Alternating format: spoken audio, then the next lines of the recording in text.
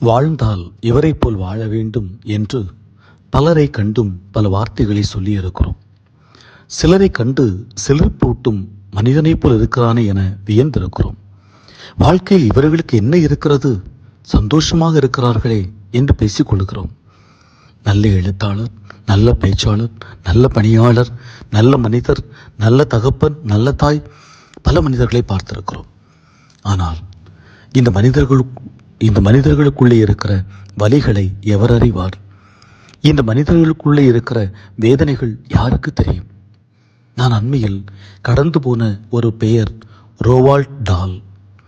இந்த பெயர் கதைகளை சிறுவர்களுக்காக எழுதிய ஒரு பெரும் எழுத்தாளர். உலக குழந்தைகளை மகிழ்ச்சிப்படுத்த தொடர்ந்து கதைகளையும் புனைக்கதைகளையும் எழுதியவர்கள். ஆனால் இவரின் சொந்த வாழ்க்கை துயரங்கள் நிரம்பியது. அவரது அன்பு மகள் ஒலிவியா 7 வயதில் இறந்து போய்விடுகிறாள். ஒரே மகன் விபத்தில் துர்மரணம் அடைகிறான். மனைவியோ இரத்த கசிவு நோயால் அவதிப்படுகிறார்.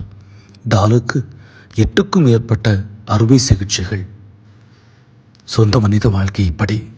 ஆனால் உலகத்திற்கு நல்லதை கொடுக்க வேண்டும் என்பதில் அவர் இன்னும் வியப்போடு இருந்தார். பல தகப்பன்கள் முதுகில் இருக்கிற வலியும் ரணமும் அவர் முகத்தில் தெரிவதில்லை. அம்மாவின் வயிற்றில் இருக்கிற காயங்களும் அம்மாவின் கரத்தில் இருக்கிற புண்களும் யாருக்கும் தெரிவதில்லை. நாம் சுவைகளை ரசித்தவர்கள், நாம் அழகுகளை பார்த்தவர்கள். வியப்பாக சில மனிதரை பார்ப்பதற்கு முன்பாக அவர் வாழ்க்கையினுடைய கனத்த அந்த மனித மனங்களை எவர் அறிவார்? இங்கு துயரங்களுக்கு மத்தியில் தான் பலரும் சிரித்துக் கொண்டே போகிறார்கள். இங்கு துயரங்களுக்கு மத்தியில் தான் பலரும் இனிப்பாக பேசிக்கொண்டே போகிறார்கள். ஒரு பக்கம் தனிமனித துயரம், இன்னொரு பக்கம் பிறருக்கான வாழ்க்கை.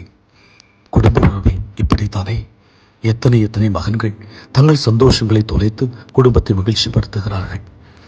என் தகப்பன், என் தாய், என் பிள்ளை, என்னுடைய உறவினர் யாரோ ஒருவர் எனக்கு தருகிற வியப்பான பொருளுக்கு முன்பாக அவருடைய வியர்வை இருக்கிறது என்பதை அறிய முடிகிறதா?